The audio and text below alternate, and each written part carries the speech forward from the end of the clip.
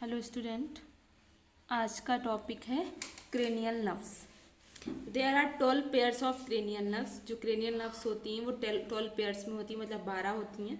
Originating from nuclei in the inferior surface of the brain. ये कहाँ से originate होती हैं? Nuclei in the inferior surface of the brain. Brain की inferior मतलब नीचे के सरफेस से, और फ्रॉम किससे? न्यूक्लियाई से, मेनली फ्रॉम द ब्रेन। और मेनली ये सारी कहाँ से? In brain, mainly from the brain, मतलब मेनली ब्रेन स्टेम से ये ऑरिजिनेट होती है, मतलब निकलती हैं। सम आर सेंसरी, कुछ सेंसरी नर्व्स होती हैं, सम मोटोर, कुछ मोटोर होती हैं, एंड सम मिक्स्ड, और कुछ मिक्स्ड होती हैं। जो हमने आपको पहले ही बताया था, यहाँ पे बताया था,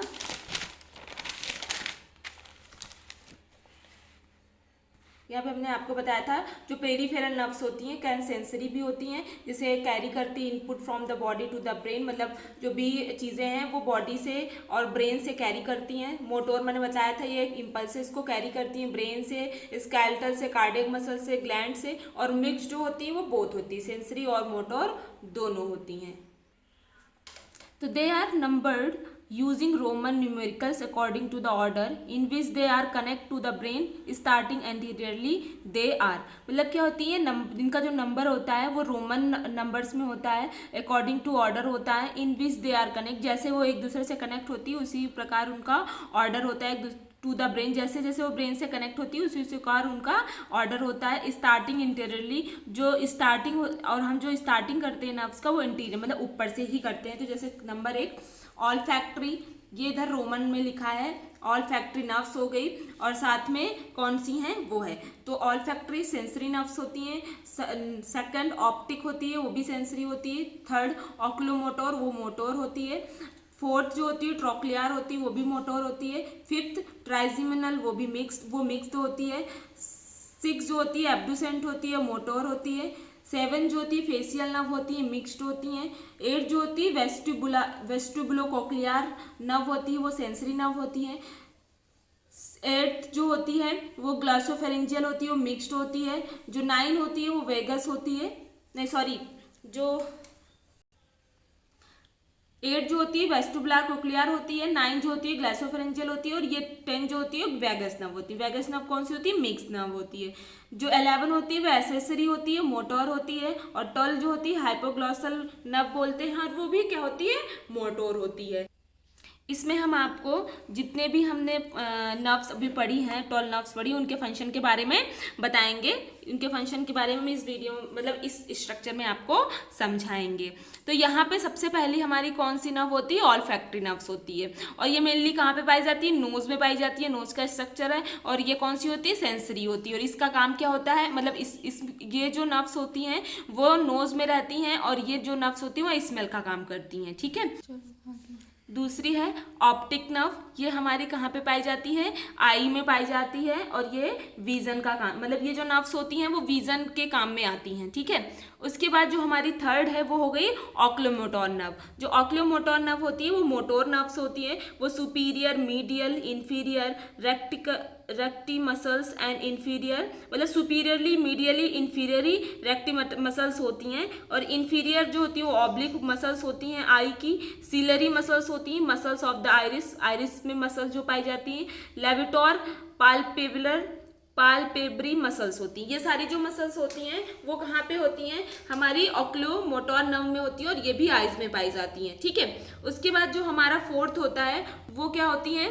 ट्रोक्लियर नर्व होती है। जो हमारी फोर्थ होती है वो कौन सी होती है? ट्रोक्लियर नर्व होती है, ये भी आई में पाई जाती है, और ये कौन सी नर्व होती है? मोटोर होती है। Superior oblique muscles of the eye, और ये जो सुपीरियर ऑब्लिक मसल्स होती हैं आई को, उनको कार्य करने का काम करती हैं। उसके बाद क्या हो गया? हमारी फिफ्थ होती है।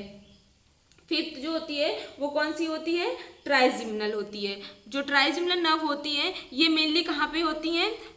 फेस में होती हैं। ठीक है, मेनली कहाँ पे होती है? फेस में होती है। सेंसरी जो होती है वो फेस में होती है। मोटोर जो होती है मसल्स फॉर चीविंग, जो सेंसरी मसल्स होती है वो फेस में होती है, वो फेस की चीज़ों को, फेशियल एक्सप्रेशन वगैरह बनाने में काम आती हैं। और जो मोटोर नर्व्स होती है मसल्स फॉर चीविंग, और ये जो मसल्स होती हैं, ये जो नर्व्स होती है चीविंग का काम करती है, मतलब किसी चीज़ को चबाने का काम करती हैं, या फिर चबाने में हेल्प करती हैं। ठीक है, उसके बाद नेक्स्ट है सिक्स कौन सी है हमारी? एब्डुसेंट। एब्डुसेंट जो होती है एब्डुसेंट, सातवीं जो होती है वो हमारी एब्डुसेंट नर्व होती है, जिसे हम लोग मोटोर नर्व्स होती है, lateral rectus muscles of the eye, ये भी हमारी आई में ही पाई जाती है। और lateral rectus muscles of the eye, जो लेटरल की तरफ की जो मसल्स हैं आपकी आई की, उसमें क्या करती है, हेल्प करती है। 7 नंबर की कौन सी होती है, फेशियल नर्व होती है। इसमें भी क्या होती है, दोनों होती है, मोटोर और सेंसरी होती है। इसमें मोटोर जो होती है muscles of the facial expressions, जो मसल्स होती है वो फेशियल एक्सप्रेशन के लिए यूज की जाती है। जो सेंसरी होती है taste buds in the interior 2/3 of the tongue, और ये जो सेंसरी मसल्स होती हैं वो टंग्स में होती है, जो हमें टेस्ट बताती है। इंटीरियरली जो ऊपर की तरफ होती हैं, और हमें टेस्ट बड्स में होती हैं, जो हमें टेस्ट बताती हैं। ठीक है, उसके बाद नेक्स्ट जो होती है वो हमारी होती है वेस्टिबुलर कॉक्लियर, मतलब जो होती है वो 8th नर्व होती है। वेस्टिबुलर नर्व सेंसरी भी जो वेस्टिबुलर नर्व होती है वो सेंसरी होती है, जो कॉक्लियर नर्व होती है वो सेंसरी होती है। ठीक है, उसके बाद जो वेस्टिबुलर नर्व होती है सेंसरी, वो पोस्चर और बैलेंस में हेल्प करती है। जो कॉक्लियर नर्व सेंसरी होती है वो हेयरिंग में हेल्प करती है। उसके बाद नेक्स्ट है हमारा, इसको ऑडिटरी नर्व भी बोलते हैं। ठीक है, उसके बाद नेक्स्ट है हमारा ग्लैसोफेरेंजियल नर्व। गैसोफेरेंजियल नर्व्स है, ये हमारी 9th नर्व्स है। इसमें भी मोटोर और सेंसरी दोनों होती है। जो मोटोर होती हैं वो टंग में और फेरिंग्स में, सलाइवरी ग्लैंड्स में होती हैं, और जो सेंसरी होती है वो posterior part of the tongue, tonsils और फेरिंग्स में काम आती हैं। ठीक है, इन सारे को वर्क करने में काम आती हैं। उसके बाद हमारी नेक्स्ट होती है वैगस नर्व, ये हमारी 10th नर्व होती है। जो वैगस नर्व होती है वो सबसे बड़ी नर्व्स होती है। इसमें भी मोटोर और सेंसरी होते हैं। जो मोटोर होती है वो pharynx, लैरिंग्स, trachea, bronchi, heart, gastrointestinal tract, spleen, kidney, uterus, blood vessels, thoracic and abdominal cavities में पाई जाती है वैगस नर्व। और उसके बाद जो सेंसरी होती है pharynx, लैरिंग्स, trachea, bronchi, heart, same वही है, gastrointestinal tract, spleen, kidney, uterus, blood vessel, thoracic and abdominal cavities. तो ये जो वैगस नर्व होती है वो सबसे बड़ी नर्व्स होती है, ये हमारी पूरे इन सारे पार्ट्स में होती हैं। उसके बाद नेक्स्ट है हमारी 11th नर्व, जिसको हम क्या बोलते हैं, एक्सेसरी नर्व। उसको हम क्या बोलते हैं, एक्सेसरी नर्व्स। ये नर्व्स जो होती हैं वो हमारे नेक में पाई जाती हैं, जैसे मोटोर होती हैं। तो इसमें क्या है, स्टर्नो सिलाइडोमस्टॉइड एंड ट्रेपेजिस मसल्स, ट्रैपजिस मसल्स होती हैं, हमारे नेक में पाई जाती हैं, और ये यहाँ पे वर्क करने के काम आती है। लास्ट हमारी क्या, हाइपोग्लॉसल नर्व है, ये हमारी 12th नर्व है। ये मोटोर होती है, मसल्स ऑफ द टंग, ये टंग की मसल्स होती है, सॉलोइंग और स्पीच में काम आती है। तो ये हमारी 12 नर्व्स थी। ये स्ट्रक्चर आपको अपने नोटबुक में बनाना है, पेज नंबर 184 पे है, और बुक है रॉसन विल्सन से। ठीक है, एनाटॉमी की बुक रॉसन विल्सन से है, पेज नंबर 184। उसके बाद नेक्स्ट है ऑटोनॉमिक नर्वस सिस्टम क्या होता है। NS is mainly concern with the regulation of the activity of the visceral organs. जो हमारा ऑटोनॉमिक नर्वस सिस्टम है मेनली क्या करता है, रेगुलेट करता है हमारी एक्टिविटीज को। कौन सी एक्टिविटीज हो, जितने भी हमारे विसरल ऑर्गन्स मतलब जितने भी इंटरनल ऑर्गन्स हो उनकी एक्टिविटी को रेगुलेट करने का काम करती है autonomic nervous system.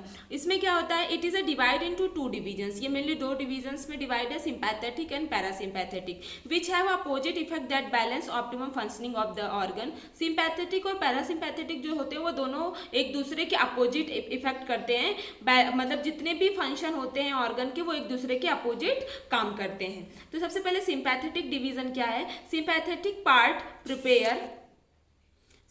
Part prepare the body deal with exciting and stressful situation. जो हमारे सिंपैथेटिक होते हैं, जो हमारा सिंपैथेटिक होता है वो बॉडी को डील करता है, जो भी एक्साइटिंग चीज़ें या स्ट्रेसफुल सिचुएशंस हैं उनसे डील करने के लिए हेल्प करता है बाय हार्मोन्स के द्वारा, एड्रेनलिन और नॉन एड्रेनलिन, ये दोनों हार्मोन्स हैं। इन हार्मोन्स के द्वारा ये हमारी बॉडी में जो भी एक्साइटिंग और स्ट्रेसफुल सिचुएशन होती है उसको डील करने का काम करता है। दूसरा ये क्या करता है, it the body for fight and flight, और ये हमारी बॉडी को फाइट से लड़ने से और फ्लाइट मतलब उड़ने से, मतलब दोनों चीज़ों से, लड़ने से और उससे बचाने के काम करता है। उसके बाद दूसरा है हमारा पैरासिम्पैथेटिक डिवीजन। इस पैरासिम्पैथिक डिवीजन जो होता है stimulate slows down body process. उसमें क्या होता है कि ये जो होता है वो हमारी बॉडी प्रोसेस को सारा क्या कर देता है, स्लो डाउन कर देता है, कम कर देता है, एक्सेप्ट इन सारी चीज़ों को छोड़ के, जैसे digestion, absorption of the food के डाइजेशन और अब्जॉर्प्शन एब्जॉर्प्शन को छोड़ के एंड गैस्ट्रो यूरिनरी सिस्टम के फंक्शन को छोड़ करके बाकी जितने भी चीज़ें होती हैं बॉडी में, जितने भी प्रोसेस होते हैं उन सारे प्रोसेस को ये क्या कर देता है, स्लो डाउन कर देता है। हम फॉर एग्जांपल जैसे हम आपको बता दें कि जैसे कार्डियोवास्कुलर सिस्टम में जो हमारा सिंपैथेटिक है, अगर वो कॉन्ट्रैक्शन का काम कर रहा है, अगर वो मसल्स को कॉन्ट्रैक्ट करने के काम करेगा, तो जो हमारा पैरासिम्पैथेटिक डिवीजन होगा वो मसल्स को रिलैक्सेशन का काम करेगा। तो दोनों एक दूसरे के अपोजिट वर्क करते हैं। अगर सिंपैथेटिक बीपी हाई कर रहा है तो पैरासिम्पैथेटिक क्या करेगा, बीपी को स्लो डाउन करने का काम करेगा। तो ये दोनों एक दूसरे के अपोजिट काम करते हैं, एक दूसरे के अपोजिट इफेक्ट करते हैं। तो ये था बच्चों आज का टॉपिक। अगर आपको इससे रिलेटेड कोई भी डाउट है तो आप हमसे क्लियर कर सकते हैं। Thank you so much.